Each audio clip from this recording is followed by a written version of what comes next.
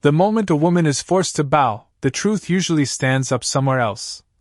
The voice would later say, but that night no one in the ballroom was thinking about truth, they were thinking about appearances, about power, about who controlled the room. And as Emily Carter lowered herself onto the polished marble floor, one hand instinctively resting over her 8-month belly, the silence that followed felt heavier than anything spoken. Chandeliers shimmered above like nothing had changed. A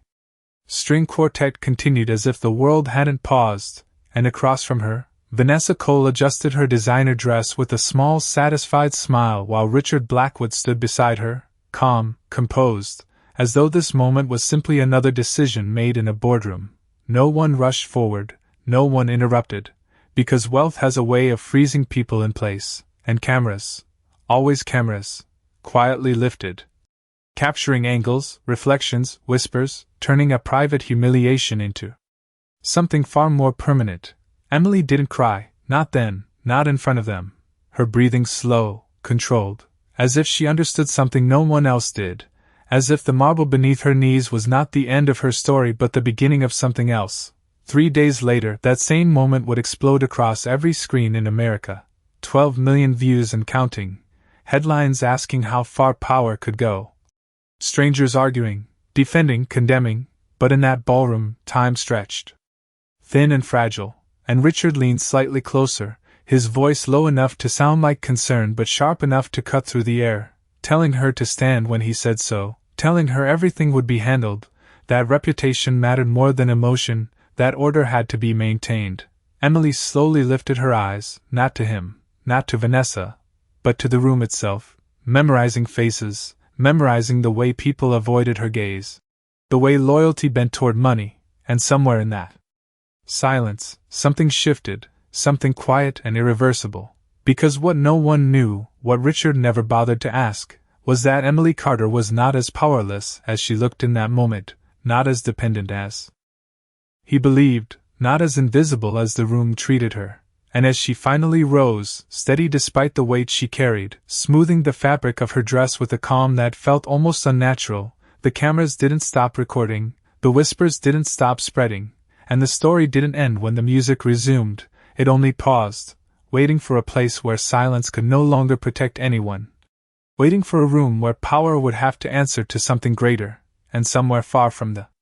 glitter of that ballroom, behind closed doors and quiet signatures, pieces were already in motion, pieces that would turn that single moment into a reckoning no one in that room could have predicted.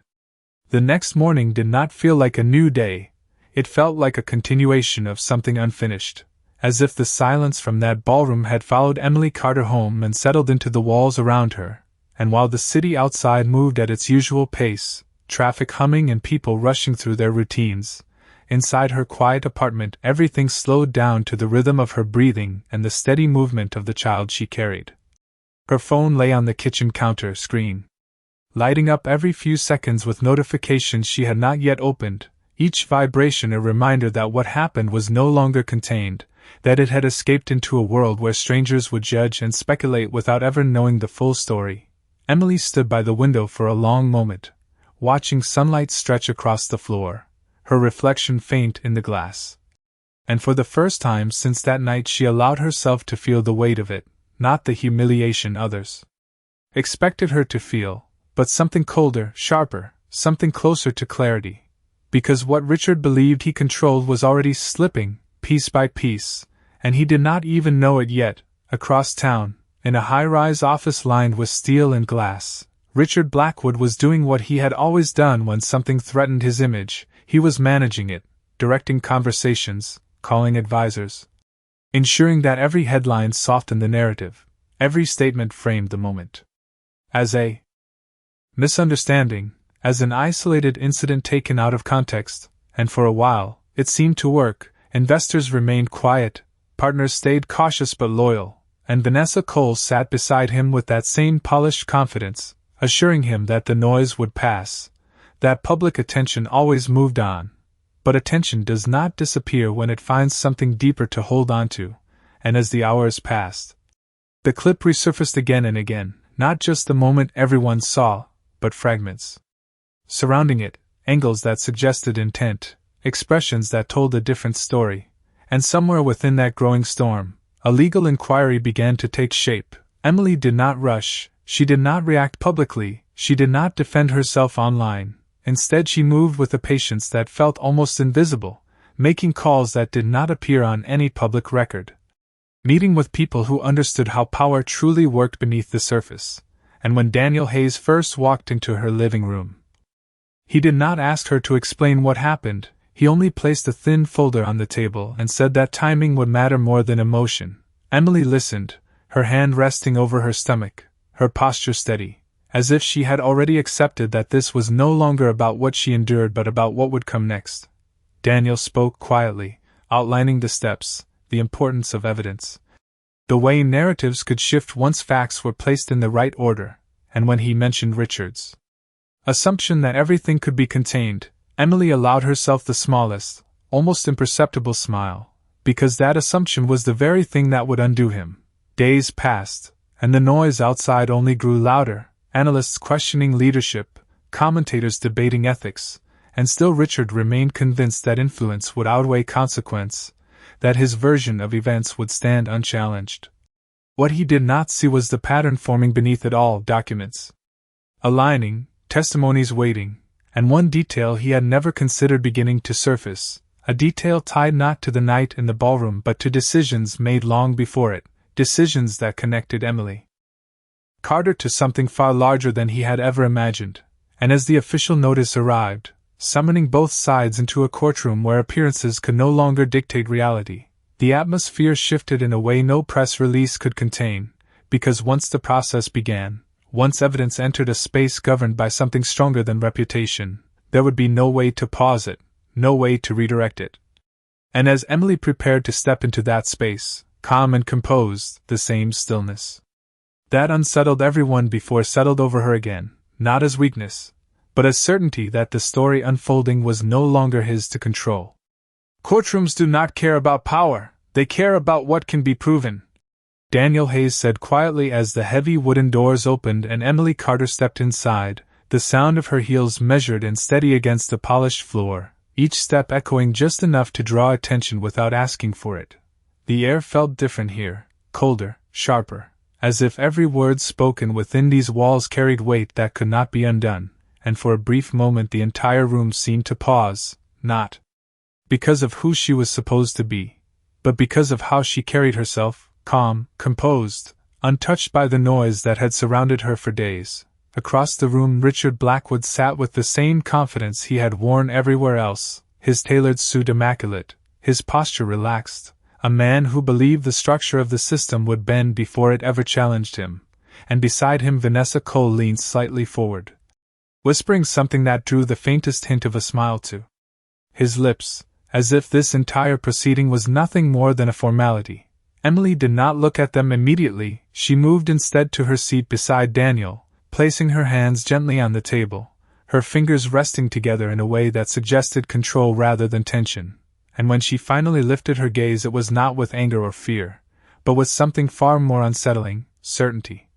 The judge entered with quiet authority, Eleanor Whitmore's presence commanding attention without effort, and as she took her seat the room shifted into a different kind of silence, one that demanded focus, one that signaled the beginning of something that could not be reversed. Opening statements began with the expected rhythm, Richard's legal team framing the narrative as a misunderstanding, emphasizing reputation, philanthropy, years of leadership, carefully constructing an image designed to outweigh a single moment that had spiraled beyond its intended context. And for a while the words flowed smoothly, polished and controlled, creating a version of events that sounded almost reasonable if one chose not to look too closely. Emily remained still, listening, her expression unchanged, as if she had already heard every argument before it was spoken, and when it was Daniel's turn to respond, he did not raise his voice or rush his words, he simply introduced the idea that what appeared to be a single moment was in fact part of a larger pattern. One that would become clear once the right sequence of facts was presented. A screen was brought forward, subtle at first, almost unremarkable, and Richard's attention shifted with mild curiosity rather than concern, because he believed he knew what was coming, he believed he had already prepared for it, and that belief held steady until the footage began to play. It was not the version that had circulated online, not the clipped angles or fragmented seconds, but the complete recording, uninterrupted, revealing not just what happened but how it unfolded, the context surrounding it. The tone, the timing, the decisions made in real time, and as the room absorbed the difference, the subtle shift from assumption to observation began to take hold. Vanessa's posture changed first, a slight tightening in her shoulders, a glance toward Richard that lingered just a fraction longer than before, while Richard himself leaned back, maintaining composure, though the certainty in his expression began to thin, replaced by something less defined. Daniel did not press, he allowed the footage to speak, allowed the silence between moments to carry meaning, and when it ended he introduced supporting materials, communications, internal notes, fragments that connected decisions behind closed doors to actions taken in public, each piece placed carefully, not rushed, not exaggerated, but precise. The room no longer felt passive, attention sharpened, observers leaning forward, not because they were told to, but because something beneath the surface had begun to emerge, something that could not be dismissed as easily as before. Emily remained exactly as she had been when she entered, steady, composed, her presence unchanged. As if the unfolding process was simply confirming what she had known all along, and as Richard's legal team adjusted, shifting strategy, recalibrating their approach, the first real sign of imbalance appeared, not in raised voices or dramatic gestures, but in hesitation, in the brief pauses between responses, in the realization that control was no longer absolute, and as Judge Whitmore observed the proceedings with a measured gaze, making notes that no one else could read. The atmosphere settled into something heavier, something inevitable, because once the narrative had begun to unravel, once the gap between perception and reality had been exposed, there was no clear path back to the version of events Richard had relied on, and for the first time since he walked into that room, the outcome no longer looked like something he could simply shape to his advantage. Control does not disappear all at once, it fractures quietly, Daniel Hayes said as he placed the next document onto the table, and this time the sound was louder than it should have been, not because of the paper itself but because of what it represented, and for the first time since the proceedings began Richard Blackwood leaned forward instead of back, his attention no longer casual, his expression no longer certain. The courtroom had shifted from observation to anticipation. The kind that builds when something unseen is about to surface, and Emily Carter remained still, her presence unchanged, her hands resting calmly as if she had already accepted the direction this was heading. Daniel did not rush, he allowed the moment to settle before speaking again, explaining that influence can shape perception but cannot erase ownership, and with that he directed attention to a series of filings, corporate structures, layered agreements that at first glance appeared routine, the kind of documents that exist quietly within large organizations, unnoticed by anyone who does not need to see them. But as the explanation unfolded, as connections were drawn between entities and timelines, a pattern began to emerge, one that did not align with the assumptions Richard had relied on for years. Vanessa Cole shifted slightly in her seat, her earlier confidence tightening into something more cautious, her eyes moving between the documents and Richard as if searching for reassurance that no longer came as easily. Daniel continued, his tone steady, outlining how these structures were established, how shares were distributed, how decisions were recorded not in public announcements but in quiet signatures that carried far more weight than headlines. And then he spoke a name, not loudly, not dramatically, but clearly enough that it settled over the room with undeniable clarity. Emily Carter. The reaction was not immediate, it never is when something unexpected first appears. Instead there was a brief stillness, a pause where meaning had not yet fully formed, and then it arrived, slowly but completely, as the implications became impossible to ignore. Richard's expression changed in a way that no controlled statement could mask, not shock exactly, but recognition. The kind that comes when a detail once dismissed returns with significance, because what had been presented was not a claim, it was documentation, verified, dated, structured in a way that connected Emily not as an observer or dependent but as a stakeholder, a silent presence within the very foundation Richard believed he alone commanded. Daniel clarified, not with emphasis but with precision, that a 32% ownership stake carries more than value, it carries authority. It carries rights that cannot be overridden by preference or personality, and it carries consequences when those rights intersect with actions that breach responsibility. The courtroom absorbed this differently than it had absorbed the footage, because this was not about perception, it was about structure, about the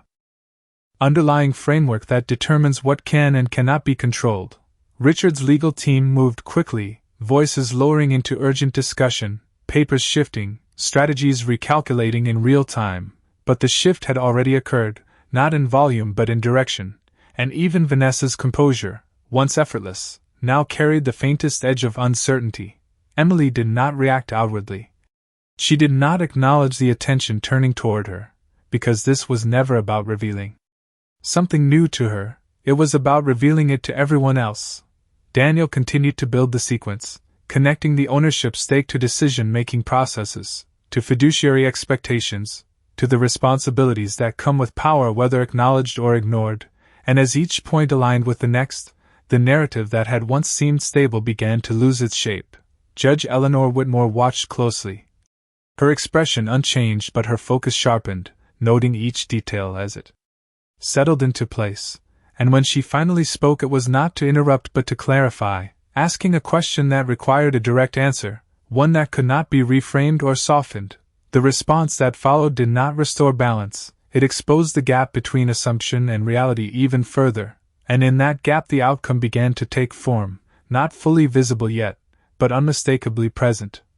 Because once ownership had been established, once authority had been defined, the events of that night no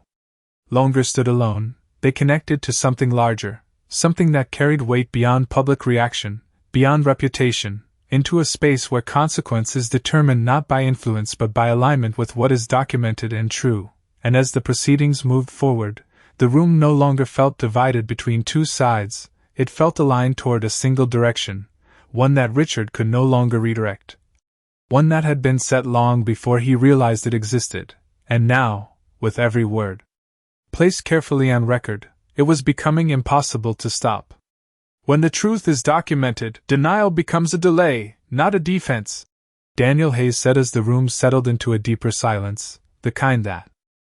does not come from confusion anymore but from realization, and Richard Blackwood felt it before he fully understood it, a subtle shift in control that could not be recovered with words alone. His legal team leaned in closer now, voices low and urgent, no longer presenting but reacting, trying to reshape something that had already taken form. While across the table Emily Carter remained exactly as she had been from the beginning, still, composed, her presence no longer overlooked but impossible to ignore. Daniel did not raise his voice, he did not need to, because the structure he had revealed was now doing the work for him, and he continued by connecting that ownership stake to a series of internal decisions, approvals that carried Emily's silent authority even when her name was not spoken publicly, financial pathways that traced back to her position within the company, and most importantly, the responsibilities tied to that role, responsibilities that Richard had acted against. Without realizing who he was accountable to, the courtroom followed each detail closely now, attention no longer scattered but fixed, and even the smallest document placed on the table carried weight, because it was no longer about isolated facts but about how those facts aligned. Vanessa Cole shifted again, her earlier confidence now replaced by a measured stillness,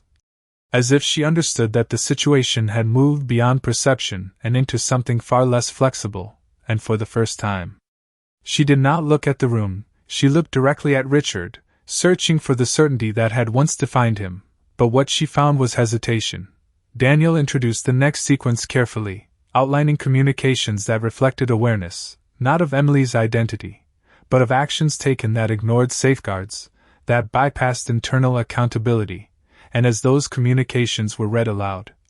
the tone within them revealed more than the words themselves, a pattern of decisions made with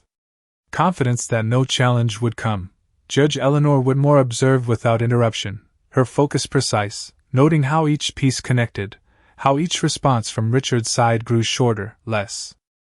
definitive, and when she finally asked for clarification, her question was direct, centered on responsibility, not interpretation, And the answer that followed did not resolve the issue, it deepened it. Richard spoke with control, but the certainty behind his words had weakened, replaced by careful phrasing that no longer matched the confidence he carried into the room, and in that contrast the shift became undeniable.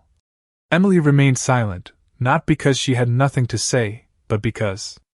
everything that needed to be said was already unfolding in front of her, and as she rested her hand lightly over her stomach, her posture unchanged, it became clear that her strength did not come from confrontation but from patience, from allowing the process to reveal what had been hidden in plain sight. Daniel closed the sequence not with emphasis but with alignment, summarizing how ownership, responsibility, and documented action intersected, how the events that had once been dismissed as a single moment now connected to a broader failure of accountability, and as his words settled, the room held them in a silence that felt final even before a decision was spoken. Richard's legal team attempted one last adjustment, reframing intent, shifting focus to interpretation, but the foundation they relied on had already fractured, and every attempt to rebuild it revealed the cracks more clearly. Vanessa no longer spoke, her composure now quiet and withdrawn, understanding that this was no longer a matter of influence or appearance, and Richard, for the first time, did not lean back, did not project control. He remained still, as if measuring something he had never needed to consider before. Judge Whitmore looked over the records once more, her expression unchanged, but the direction was clear, and as she prepared to move the proceedings forward, the atmosphere settled into something heavier than anticipation. Something closer to inevitability, because once responsibility had been defined, once authority had been established, the outcome was no longer a question of if, but of how it would be delivered, and as Emily sat there, steady and composed, the same quiet certainty that had followed her from the beginning remained, untouched by the noise, untouched by the shifting power around her, because what was happening now was not a reaction, it was the completion of something set in motion long before anyone else realized it had begun. The moment power realizes it cannot negotiate with truth, it starts looking for escape, Daniel Hayes said quietly, and this time even the smallest sound in the courtroom seemed amplified, the shuffle of papers, the faint hum of air conditioning, the controlled breathing of people who understood that something irreversible was unfolding. Richard Blackwood sat motionless, but it was no longer the stillness of confidence, it was calculation, the kind that searches for any remaining advantage, any overlooked detail that could shift the outcome, yet every path he considered led back to the same place, the documentation already on record, the structure already acknowledged, the authority already established. Across from him, Emily Carter remained unchanged, her posture steady, her gaze calm, as if the tension surrounding her could not reach her, as if she had stepped into a space where outcomes were no longer uncertain. Daniel did not introduce anything new immediately, instead he allowed the weight of what had been presented to settle deeper, because sometimes clarity does not come from more information, it comes from understanding what is already there. The judge reviewed the filings again, her attention precise, her expression unreadable, and when she spoke it was not to question the facts but to confirm their alignment, asking for final clarification on the chain of authority,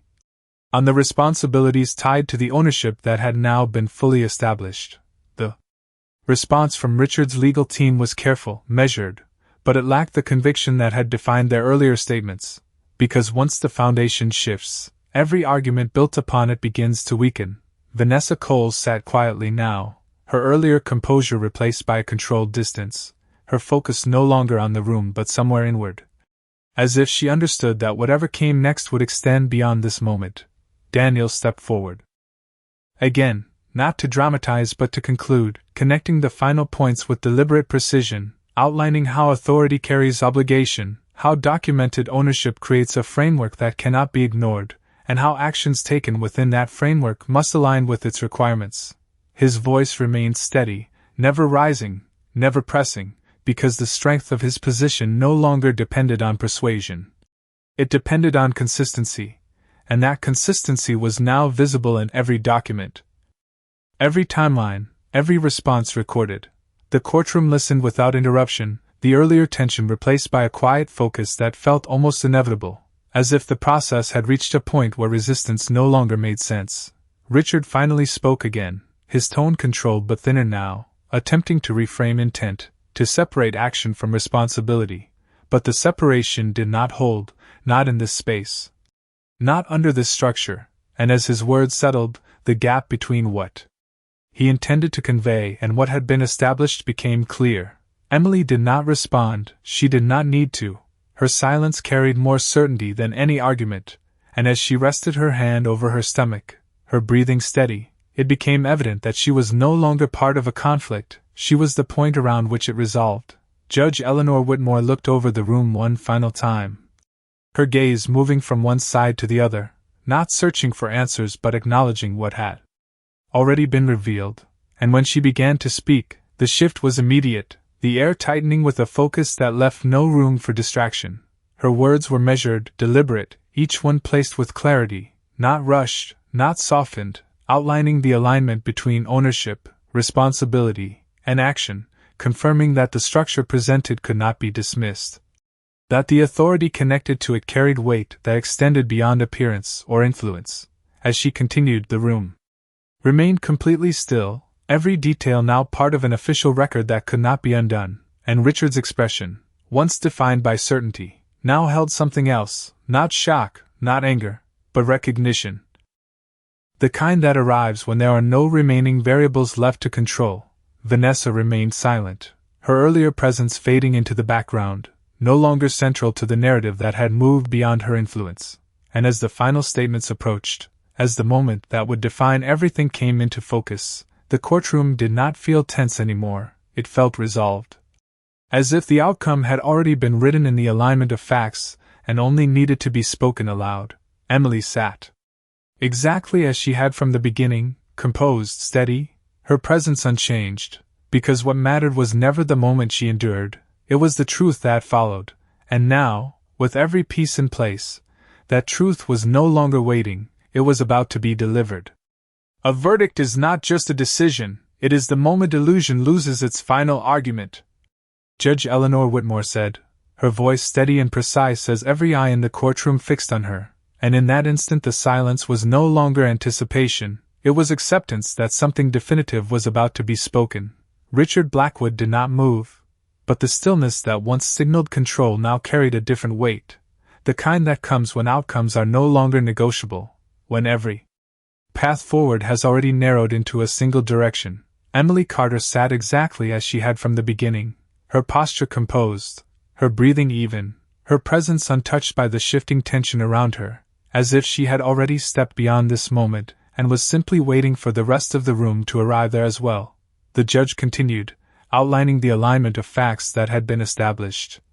Not with emotion, not with emphasis, but with clarity, connecting ownership to authority, authority to responsibility, and responsibility to action, each link forming a chain that could not be broken by interpretation or influence. As her words settled, the structure of the case became unmistakable, not because it was argued, but because it was demonstrated, and in that demonstration the narrative that once protected Richard no longer existed. Vanessa Cole remained silent, her earlier confidence now replaced by a distant stillness, her gaze lowered just enough to avoid the attention that once followed her so easily, understanding that the moment had moved beyond her presence entirely. The judge paused briefly, not for effect but for precision, ensuring that every statement was recorded exactly as intended, and when she resumed, her tone did not change, but the weight behind it did, shifting from explanation to conclusion. She stated that the established ownership stake carried enforceable rights, that those rights imposed obligations that could not be disregarded, and that the actions presented in evidence reflected a failure to meet those obligations within the structure that governed them. The room absorbed each word carefully, because now it was no longer about understanding, it was about consequence. Richard's expression changed in a way that could not be hidden, not dramatically, not suddenly, but gradually. As if the realization settled in layers, each one removing another piece of the certainty he once held. His legal team remained still, no longer adjusting strategy, no longer searching for alternatives, because the process had reached its conclusion. Emily did not react outwardly, she did not shift in her seat, did not lower her gaze or raise it, she simply remained as she was, steady and composed, because the outcome did not define her, it confirmed what had already been set in motion. The judge delivered the final determination with the same measured clarity, outlining the consequences tied to the findings, consequences that extended beyond a single moment, reaching into the structure Richard had built and relied upon, affecting not just perception but control, not just reputation but authority. As the words were spoken, the atmosphere in the courtroom did not erupt, it did not fracture, it settled, as if something that had been suspended was finally placed where it belonged. Richard did not speak, not immediately, because there was nothing left to shape. Nothing left to redirect, and in that silence the contrast between who he had been when he entered and who he was now became undeniable. Vanessa remained still, her presence no longer central, no longer influential, simply part of a moment that had moved past her. Emily sat quietly, her hand resting lightly over her stomach, her expression unchanged, because for her this was not the end of something, it was the completion of it, and as the judge concluded, as the final words entered the record, the meaning of everything that had unfolded became clear, not through reaction, not through spectacle, but through the quiet certainty that when truth is structured, when it is documented and aligned,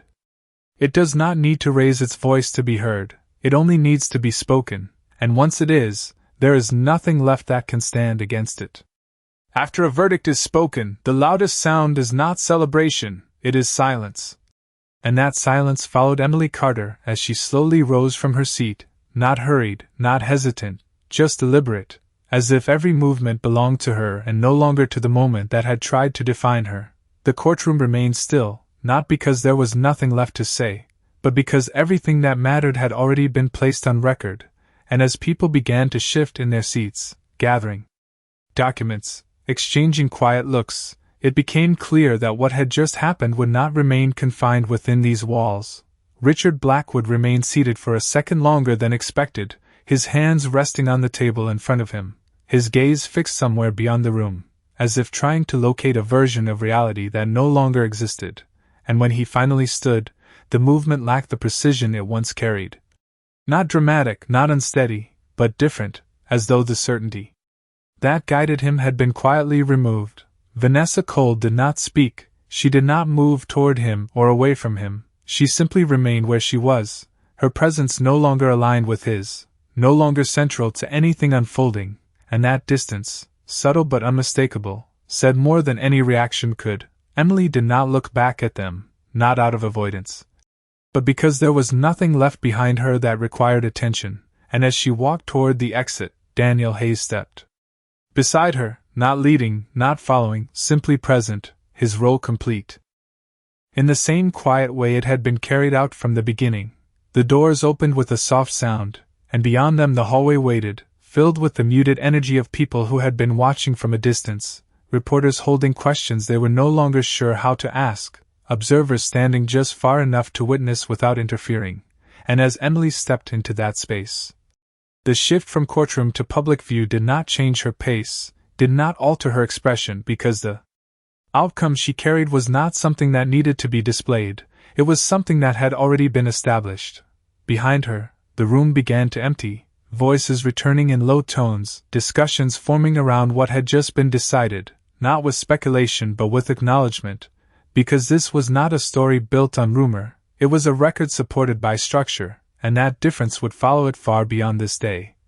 Richard exited moments later, his presence still drawing attention. But not in the way it once had, not with admiration or expectation, but with a kind of distance, as if the space around him had shifted without warning, and while no one approached him directly, the absence of engagement carried its own meaning. Vanessa walked separately, her steps measured, her expression controlled, but the alignment that once defined her position was gone, replaced by something quieter. Something that suggested an understanding that proximity to power does not guarantee permanence. Outside, the air felt different, open, uncontained, and as Emily paused briefly at the top of the courthouse steps, the city stretching out before her, the noise of traffic and distant conversations blending into a steady rhythm, she took a breath that did not carry the weight of what had happened, but the clarity of what came next. She did not raise her head for cameras, did not adjust her posture for anyone watching. because there was no performance left to give, only a continuation of the quiet strength that had brought her here. Daniel spoke softly beside her, not about what had been won, not about what had been lost, but about the steps that would follow, the practical realities that always come after resolution, and she listened, not because she needed guidance, but because she understood that endings are rarely final, they are transitions into something that requires the same steadiness that carried her through this. And as she began to walk forward, away from the courthouse, away from the space where everything had been decided, the story did not feel complete, it felt open, not unfinished, but evolving. Because what had been taken from her in a moment had been returned. Not through reaction, but through truth, and that truth, once established, does not remain still, it continues, shaping everything that follows in ways that are not always visible at first, but always present, always steady, always moving forward with her. Some endings do not announce themselves, they arrive quietly and change everything that comes after. And as Emily Carter moved through the city streets, the courthouse now behind her, the rhythm of the world did not pause to recognize what had shifted. Cars passed, people moved, conversations continued. But for her the air felt different, not lighter in a way that erased what had happened, but clearer, as if something that once clouded her path had finally settled into place. The following days did not bring spectacle, they brought adjustment, a steady unfolding of consequences that reached beyond headlines and into structures that had once seemed immovable. Boardrooms that had operated with certainty now reconsidering decisions, partners reassessing alignment, and within those quiet shifts the impact of what had been established in court continued to expand. Richard Blackwood did not disappear. Not immediately, but his presence changed, no longer the center of attention, no longer the figure that defined direction, and while statements were released, carefully written and strategically timed, they did not carry the same weight they once did. Because the narrative had already moved beyond control, beyond influence, into something documented and acknowledged. Vanessa Cole remained distant, her name appearing less frequently, her role less defined. As if the connection that once elevated her had dissolved into something